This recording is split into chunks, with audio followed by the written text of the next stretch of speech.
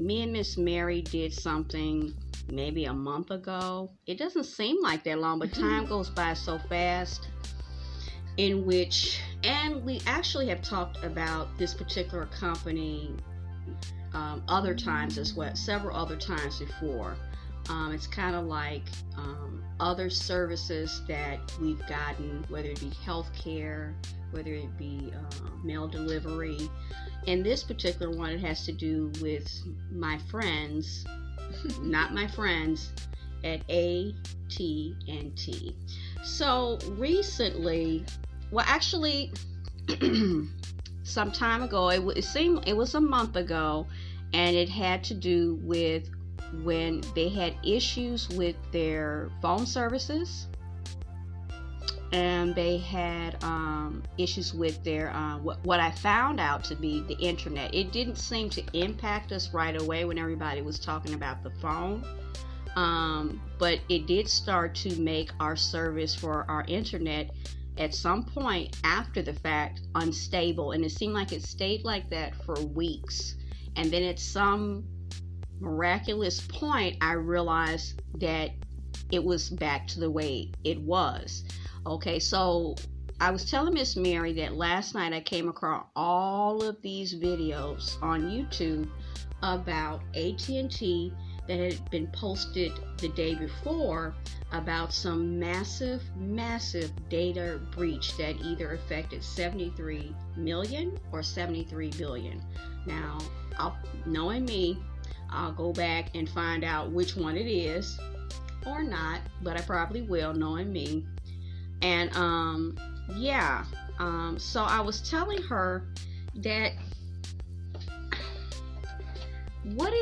I said this before, and I probably sounded paranoid in my last one about AT&T. I actually, when I posted the videos through Headliner and Canva, I said something is going on with this company. Something is going on with it. What do you think, Miss Mary? Do you think something's going on in the company? Oh, yes. I definitely think something's going on in the company. I have felt for quite some time that there was something going on. I have been with AT&T, looked like forever.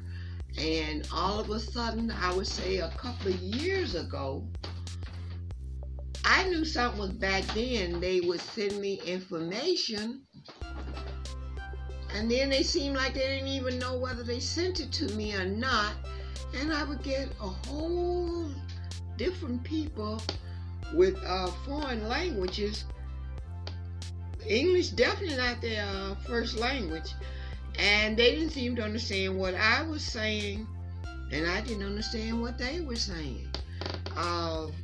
It just went from bad to worse until I had to finally relinquish my service with phone, my landline, with AT&T.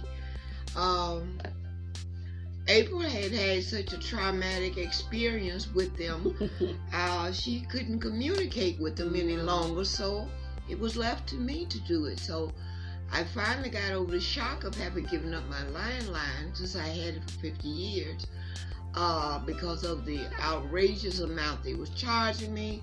I think they were selling my information to people. They were calling me with all kind of different things. And I want to know, how do you have this much information about me? And the one guy told me, yeah, I know this and I know this. It was supposed to be pertaining to something about senior care. So I asked him, I said, well, if you have all of this, why are you calling me? And he kept telling me, just give me the other information. Just give me the other information. He was just yelling at me. And I finally said, well, you know, sir, I'm just going to have to go. Now, you have a blessed day. And I hung up.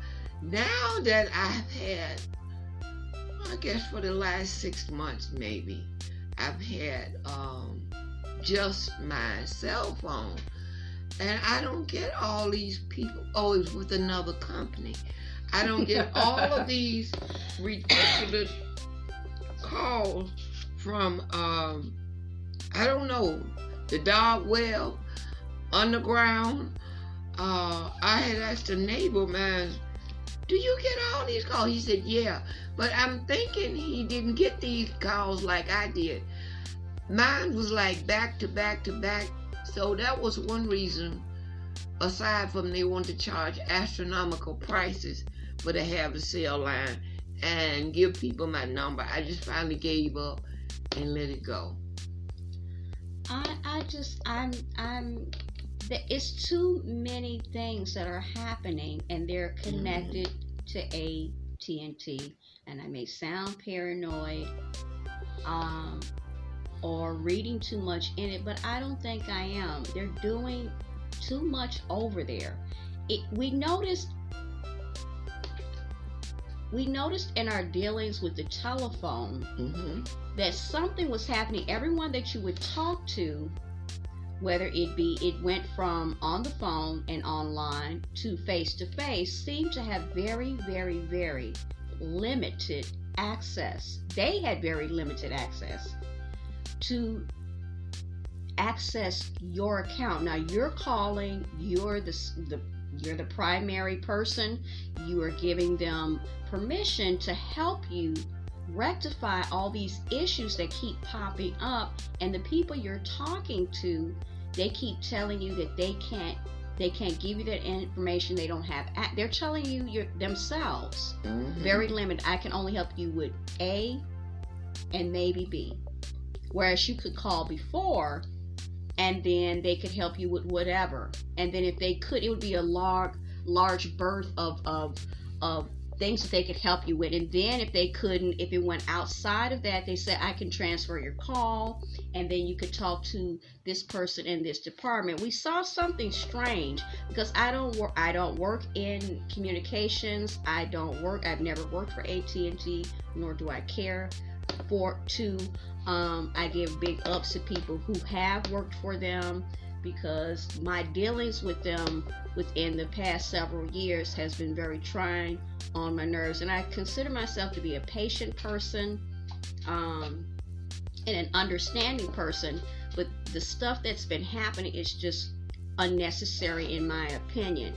So then the next twist that I started to see about this particular company was that Miss Mary called for a certain reason. I can't think of what it was now. And she started to notice that it seemed as if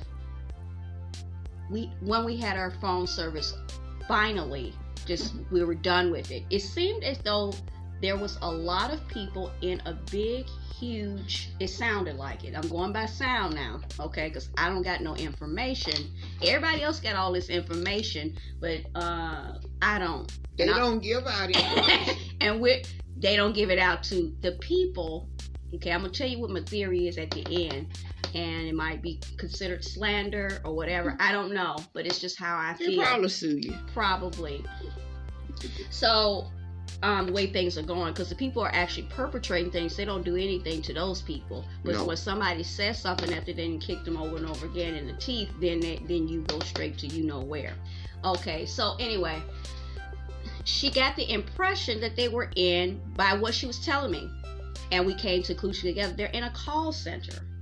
And when she asked where they were at, because you could keep hearing, like, it seems like voice upon voice upon voice upon, it's weird. I don't ever remember having that before. It was like a playground with foreign people laughing, foreign children. They were laughing. Then we could hear them talking and chattering in the background.